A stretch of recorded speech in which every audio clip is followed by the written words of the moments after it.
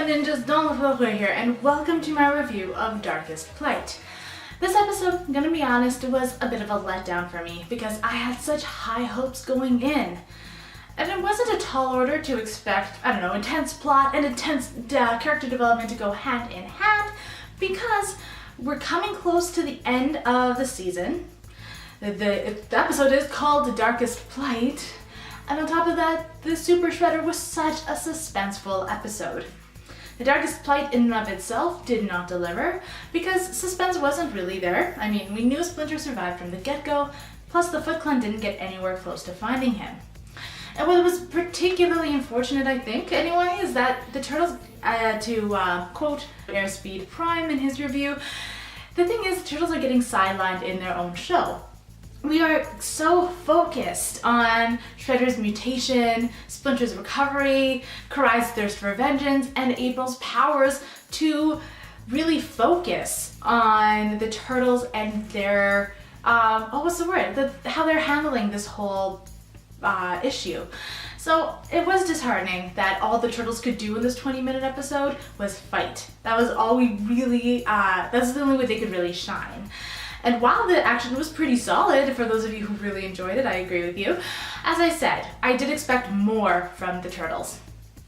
When it comes to consistency in this episode, though, that's another issue I had. For one thing, even though there's supposed to be this seamless transition from the Super Shredder to Darkest Plight, the lines were changed in such a way that changed Karai's motivation. She went from encouraging the Turtles to move on, let's get out of here, to let's fight for Splinter. And I do appreciate, of course, her warrior spirit. It just doesn't make sense that they've been facing trap after trap after trap just so that they can stay and make Splinter's sacrifice worthless. That doesn't really make sense. That's more Casey's thing, to be honest. Another consistency issue was Shinigami's absence, because you would have expected that should she wake up, that she would be frantic looking for Karai, knowing that the Shredder probably captured her. Let's be honest, this is a 20-minute episode. There's only so much you can fit in that time frame. The last consistency issue that got to me was Leo not using the healing hands on his broken body. That point doesn't make sense to me. And you could probably argue that Splinter could have used the healing hands on himself too, but I don't think he had the energy to do that. Leo still did, despite how much pain he was in at the time. Now that all being said, there's still plenty to appreciate about this episode. And you know what, to be fair, maybe there were a lot of viewers that needed more of a pick-me-up episode after, as I said, the intensity that was the Super Shredder. And I also mentioned as well that the ninjutsu was quite solid in this episode, and I do also want to mention that we had some profound conflicts in the name of darkness, like overcoming darkness both within and abound. I will still reiterate that I would have appreciated if we saw more of that conflict with the Turtles than with Splinter, but it is what it is, and it's, as I said, a very profound conflict. We're going back. We'll search every inch of that hole if we have to. We'll find Master Splinter. And we'll stop anything that gets in our way. Leo seemed a little lost after Splinter's fall, more so than the rest of his team, and he wasn't quite in the fight in the subsequent battle. I don't blame him for it in any way. As I mentioned in the last review, he definitely needs Splinter in a way his brothers maybe don't. I will mention that he wasn't as unhinged as I worried he'd be. He still, of course, needed time to regroup, and it was that moment in the lair where everyone was pushing or trying to push through the dread of Splinter dying. It seemed that Mikey's worry kind of woke something up in Leo, as if he remembered. Get it together, Captain. You're our leader, so act like one. What was heartening was that he gave his team a mission. We're going to bring Splinter home no matter the cost.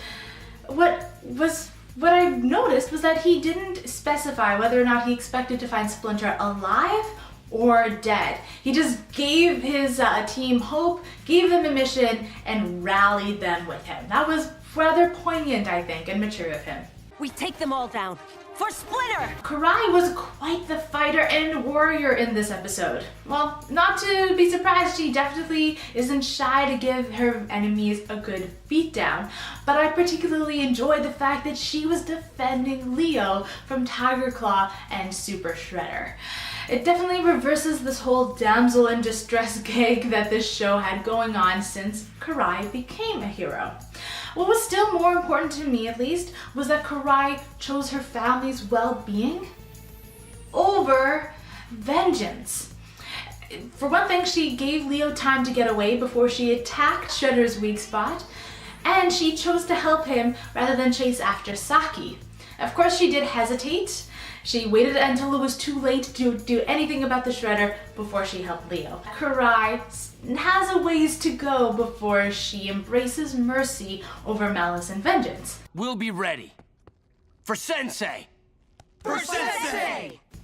To save Leo, April used her powers resourcefully, but I will say I was worried that she never goes into a fight without her powers. She always uses them.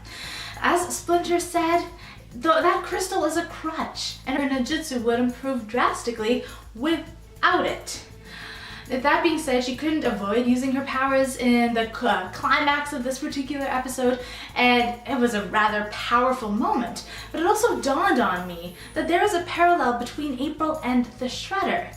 Because for both of them, the very thing that's making them stronger is also making them incredibly unstable. I wish I had something as deep and profound to say about Casey, but I never do. He always disappoints me with consistently putting his insensitivity in the face of tragedy and harrowing odds. I will at least say for him that he was a huge help to Raph, because Raph could not have taken Bebop and Rocksteady together on his own. Now, as I mentioned, I wish the Turtles had more time to progress, take in the darkness, or at least fight it off, but I will at least appreciate or say that they had time to shine in their own ways. So Raph definitely had moments in battle, Leo led his team well, Mikey voiced his worries, which brought Leo's moment to pass, and Donnie in particular, let's never overlook Donnie. If it weren't for his technology, the Turtles would have never recovered Splinter, so... Perhaps a teacher, but never my master. Speaking of Splinter, he is arguably the most honorable character in this entire show, so it makes sense for the writers to test his moral codes. Now, what is especially, thrilling was that Splinter has never faced this fight with such a feverish and broken body. So that makes it all the more unfortunate, I think, and disappointing especially, that it all was just a dream. Like, what was the point? What's the significance and impact of this particular conflict? Especially considering that it was the biggest conflict in this episode. I will at least give the writers a pass for the point they're trying to make, which is basically that even if you're a mutant, you still have humanity because of the connections you share with others. The love, unconditional support, those familial connections are what makes us human, basically. I will kind of disagree because there are a lot of examples of deep and profound connections throughout the animal kingdom. It's not just humans that are special in that regard, but I do appreciate that there is a difference, of course, between being just a mindless creature versus valuing those you love. And I will especially shout out the fact that what brought Splinter back wasn't Karai, it was Tang Shen and his sons, the people who have always been there for him throughout, or whenever they could. Karai is definitely getting there, and I do appreciate the relationship that she and Splinter are making, but as I said, Splinter's sons have been there for him since, basically throughout their entire lives, and it was actually disheartening in the last episode when he basically ditched them the second he heard Karai's voice, so at least this episode made up for that. Tread carefully, Master. Do not lecture me, old friend. Minor thing, since when does the Shredder have friends? I mean, when he called Tiger Claw an old friend, I just didn't realize that he held Tiger Claw to such a high regard, as if they're equals in that sense. It does at least, you know what, I do appreciate the point they're making in that even a guy as big and tough as the Shredder needs to let somebody in.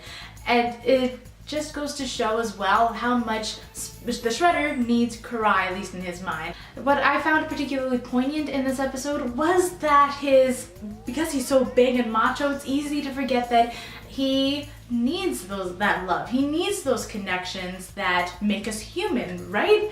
So it's still there. It's still a vulnerable issue for him. And how they depict that is in the very center of his body, in the very center of his, at least his torso anyway, is his heart.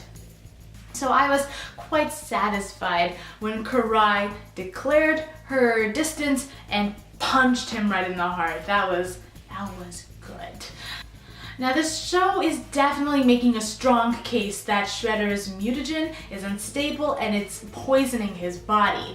It's not quite clear how it's going to get worse for Shredder though, and maybe that's the point, a little bit of mystery to get us tuned in.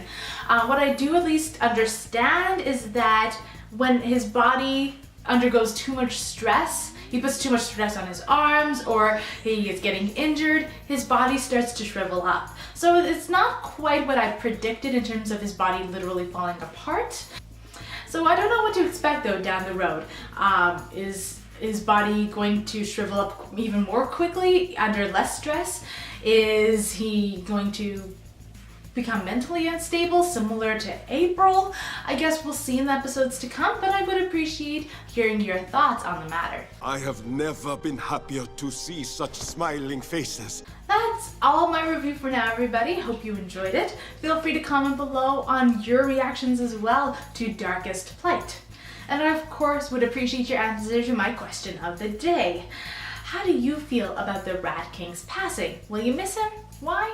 Or why not? At least me personally, I do miss him already, but I don't think he should come back. He's played his part in Splinter's life, and Splinter has indeed moved on. I just wonder how Rockwell will react to news of the Rat King's demise. It definitely seems rather ironic, no? That the Rat King descended into such madness, whereas Rockwell is still doing well and is healthy. Food for thought. In any case, I look forward to speaking with all of you again for the power in her.